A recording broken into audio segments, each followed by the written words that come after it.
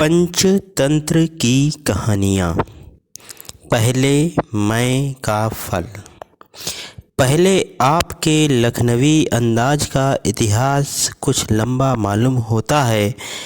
यह पहले मैं के खतरे को समझने के बाद पैदा हुआ है। कहानी इस तरह है। एक नगर में द्रोण नाम का एक गरीब ब्राह्मण रहता था। वह कर्ज उधार लेकर और भीख मांगकर दिन गुजार रहा था। उसकी गरीबी का यह हाल था कि बेचारे को यह पता ही नहीं था कि सजीली वेशभूषा क्या होती है, चंदन और अंगराम का सुख क्या होता है, माला और आभूषण पहनने का आनंद क्या है, और पान चबाते हुए उसकी पीक से किसी भी कोने अंतरे को रंग देने की मस्ती क्या होती है। ब्राह्मण होते हुए इन सभी सुखों से वंचित रह जाने से बड़ा दुख भला और क्या हो सकता था। उसकी हालत यह थी कि उसके सिर, दाढ़ी और मूछ के बाल और नाखून भी बड़े ही रहते थे। उसे ना तो गर्मी में छां मिलती थी, ना बरसात में पनाह। उसका शरीर सूख कर काटा हो गया था। ऐसे ब्राह्मण की दशा देखकर दया तो बहुतों को आई होगी, क्योंकि यह आने के लिए बनी है और अक्सर आती रहती है। पर उन दया करने वालों में एक ऐसा भी निकला जिसने उसे 2 बछड़े दान में दे दिए। अपने पर जो भी बीतनी थी बीत ही रही थी, पर उस ब्राह्मण ने उन दोनों बछड़ों को उधारी चिकारी से खिला पिलाकर खूब जतन से पाला पोसा। जल्द ही वे खूब मोटे तगड़े हो गए। जानवर यदि हट्टे कट्टे हों तो उन पर कभी न कभी चोरों उचक्कों की भी नज़र पड़ ही जाती है। इन बछड़ों पर भी किसी चोर की नज़र पड़ गई। उसने मन में ठान लिया कि वह उन्हें आज चुरा ही लेगा। वह रात होते ही पगाह लिए अपने घर से रवाना हो गया। चोर अभी रास्ते में ही था कि उसका सामना एक विकट आकार वाले आदमी से हो गया। उसके मुंह में दांत गिने चुने ही थे, पर वे बाहर को निकले हुए थे, लंबे और नुकीले थे। नाक लंबी और खासी ऊंची थी। आँखें इतनी लाल थीं कि अंधेरे में भी चमक रही थीं। उसकी नसें मोटी और बाहर को निकली हुई थीं। गाल सूखे और धसे हुए थे। उसकी दाढ़ी और मूछ तो ऐसे लाल थी कि लगता था कि आग की लपेटें निकल रही हैं। कुल मिलाकर उसकी आकृति इतनी भयावनी थी कि उसे देखकर वह डर से कांपने लगा।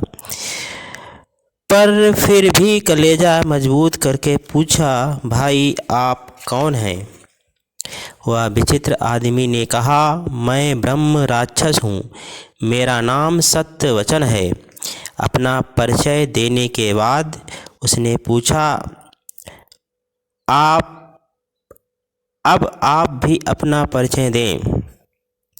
पर वह इस प्रेतात्मा से कोई बात छिपाता भी तो छिपी नहीं रहती, इसलिए उसने बता दिया, मैं चोर हूँ।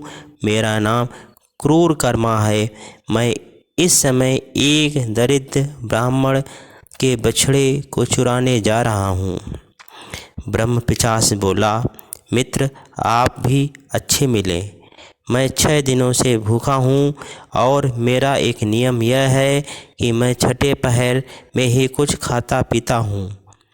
आज मैं चलकर उस ब्राह्मण को खाऊंगा और आप उस बछड़े को चुरा लीजिएगा। दोनों का काम बन जाएगा। चोर चोर तो वैसे भी मौसेरे भाई ही होते हैं। वे दोनों उस ब्राह्मण के घर पहुँचे और मौके की ताक में एक कोने में छिपकर बैठ गए।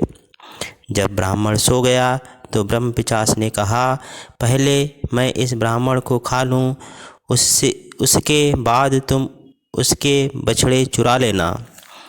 चोर ने कहा, ऐसा नहीं होगा, मैं बछड़े चुरा लेता हूँ, उसके बाद तुम ब्राह्मण को खाते रहना। पिशाच ने कहा, यदि रस्सी खोलते समय बछड़े डकारने लगे तो ब्राह्मण जग जाएगा और मैं आज भी भूखा का भूखा रह जाऊंगा।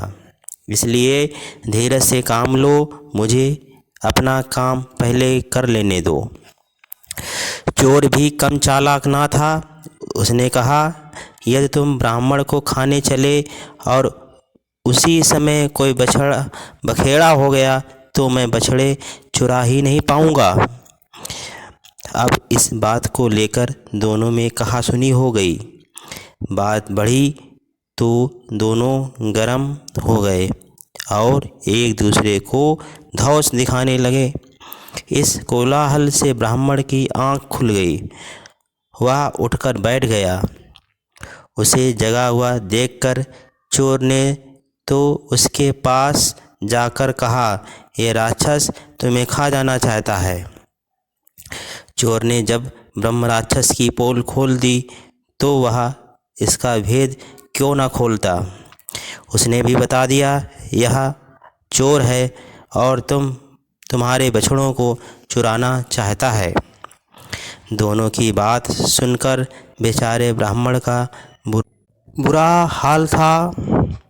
वह चारपाई से उतरकर दोनों हाथ जोड़कर अपने इष्ट देवता को याद करने लगा। इष्ट देव के ध्यान और मंत्र जाप के कारण अब वह ब्रह्म पिशाच उसके निकट नहीं आ सकता था। उसका डर दूर होते ही उसने उठाई लाठी और चोर के पीछे दौड़ा। वह अपनी जान लेकर भागा। इस तरह उसने अपने बछड़ों को भी बचा लिया।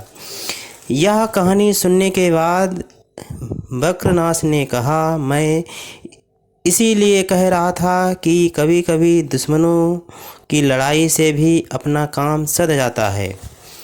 बक्रनाथ की बात सुनकर अरिमर्दन ने प्रकारकर्ण से पूछा, आपका विचार क्या है मंत्रीवर? उसने भी कहा, इसका वध नहीं किया जा सकता। इसकी रक्षा करने से हो सकता है कि कौओं और उल्लुओं के बीच की यह खानदानी दुश्मनी खत्म हो जाए। ऐसा हो गया तो हम सभी मेल मिलाप से बिना किसी तनाव और करवाहट से रह सकेंगे। कहा गया है कि जो एक दूसरे के भेद छिपाकर नहीं रखते उनका नाश उसी तरह हो जाता है जैसे बामी में रहने वाले सांपों का नाश हो गया था। अरिमर्दन ने पूछा, सांपों का नाश कैसे हो गया था? प्रकारकर्ण ने कहा, सुनिए, मैं आपको पूरी घटना ही सुना देता हूँ। धन्यवाद। इसी तरह की कहानियाँ और सुनते रहने के लिए कृपया मेरे इस चैनल को लाइक व सब्सक्राइब करें।